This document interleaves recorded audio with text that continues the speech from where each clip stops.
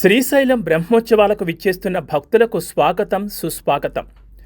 మల్లికార్జున స్వామి, భ్రమరాంబిక అమ్మవార్ల దివ్య ఆశీస్సులు మనందరిపై ఎల్లవేళలా ఉండాలని కోరుకుంటూ పరమశివుని కృపతో ఈ లోకమంతా సుఖశాంతులతో విరాజిల్లాలని ప్రార్థిస్తున్నాం.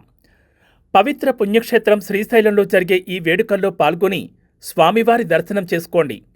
ఇట్లు ధర్మకర్తల మండలి అధ్యక్షుడు పోతుకుంట రమేష్ నాయుడు మరియు M Srinivasarao, special grade deputy collector మరియు కార్యనిర్వహణాధికారి. తిరుపతి శ్రీ కపిలేశ్వర స్వామివారి బ్రహ్మోత్సవాల్లో 7వ రోజైన శనివారం ఉదయం 7 గంటలకు శ్రీ కపిలేశ్వర స్వామివారు కల్పవృక్ష వాహనంపై భక్తులకు అభయమిచ్చారు. భజన మండళ్ల కోలాటాలు, భజనలు, మంగళ వాయిద్యాల నడుమ పూరవీధుల్లో వాహన సేవ కోలాహలంగా జరిగింది. వాహన సేవ ఆలయం నుండి మొదలై Kapilatheertham road, Annarao circle, Vinayaka Nagar quarters, Hare Rama Hare Krishna గుడి, NGO colony, Alipiri bypass road మీదుగా తిరిగి ఆలయానికి చేరుకుంది. భక్తులు అడుగడుగునా కర్పూర హారతులు సమర్పించారు. అనంతరం అర్చకులు స్వప్న తిరువంజనం శాస్త్రోక్తంగా నిర్వహించారు.